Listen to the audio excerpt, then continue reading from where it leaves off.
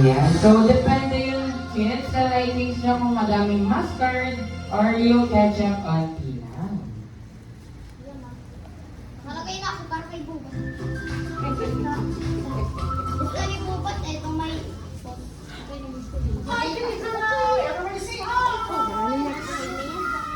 Ayan.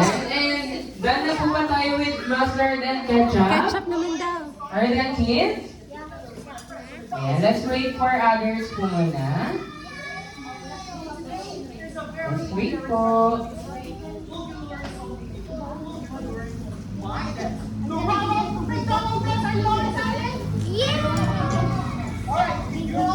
And after ng mustard, ketchup. Ayan, lahat ba may mustard and ketchup na? Ayan, pero kung ayaw niya ng sauces, kids, that's fine. Okay lang po. 1, 2, 3, 4. Next one, touch your shoes. 5, 6, 7. Let's wait for others.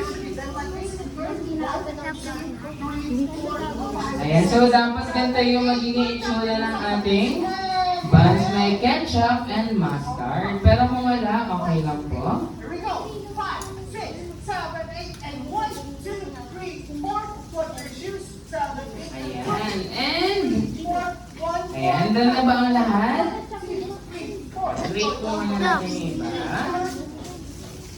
5, 6, 7, 8. Good job, good job, good job, good job, good job, good job. All right. For next step. Ayan, and kay Jan, you can add our ketchup na po. Kay Jan, here's our ketchup. Next po. Ketchup. Like this, okay, everybody? Like this, like this. Here we go. 5, 6, 7, and 1, 2, 3, 4, 5, 6. Ayan, and after ng ating ketchup, kids, next naman is yung ating pickles. Very good. Ayan, so ito yung pickles, yung hawak ni Ate Kyle. Pakita mo Ate Kyle ang ating pickles. Pero kung ayaw niyo po ng pickles, kids, okay lang po ulit. And ilalagay natin siya sa middle part Do it twice, okay? ng ating bun. Okay, here we go. 5, 6, 7, 8, 1, 2, 3, 4, 5, 6, 7, 8, 6, 5. Ayan, and I am requesting it po sa ating mga parents. Ayan, na kung okay lang po, pasan po ng videos natin sa GC. For compilation lang din. Good job, really good. Ayan, lahat po ba ay may mga pickles na? Okay, so dinidistribute po muna ni Ate Gal yung ating cheese. Let's wait for Ate Gal na mabigyan tayo ng cheese. Or siyang ano?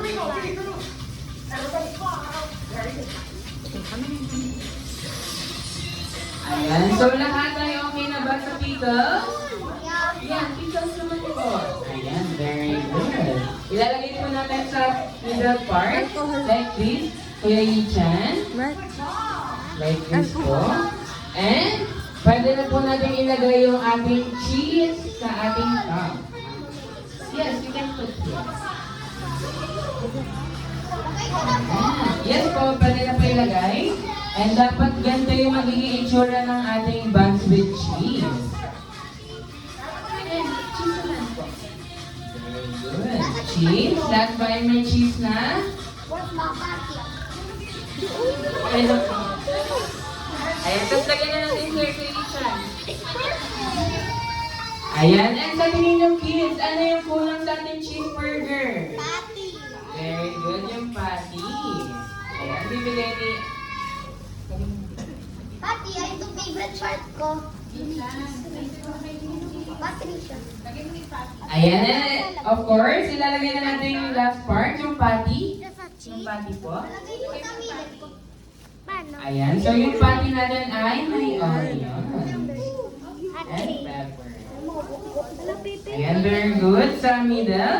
And ilalagay natin yung ating heel. Tapos, ipi-place natin sa center ulit yung ating burgers. Alisin ko na itong ano. Ayan, i-place natin sa center. Ayan, very good. Pero i-flip po muna natin, dapat ganito muna yung itsura. Ayan, very good yung iba, kids. Ngayon lang. Ayan, and ilagay natin sa center. Yan lang. Ayan, lalagay natin yung heel. Heel part ng ating bun.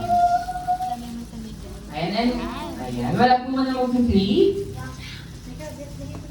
May katingnan yung kumain ka. First time ko kumain ng cheeseburger.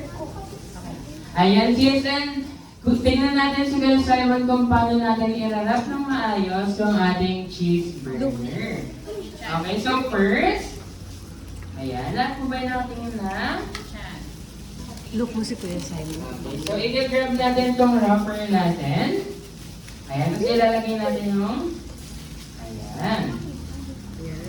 And then, i-grab natin yung pinaka-burger hanggang sa ma-wrap natin yung buong cheeseburger. Dito ka sa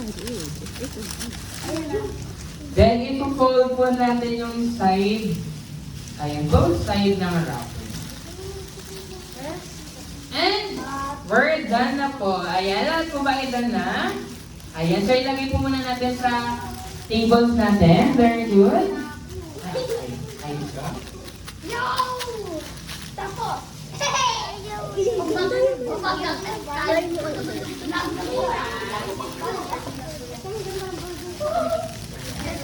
Ayan, and wala po muna mag-i-eat ng kanilang mga burgers.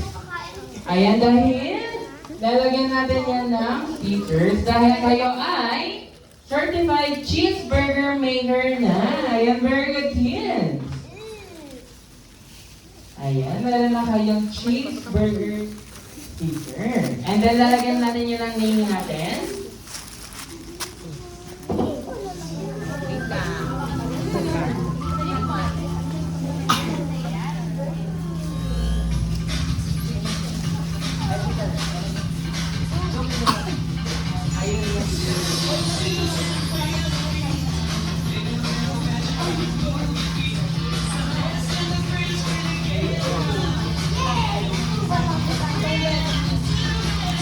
Sino yung magawa?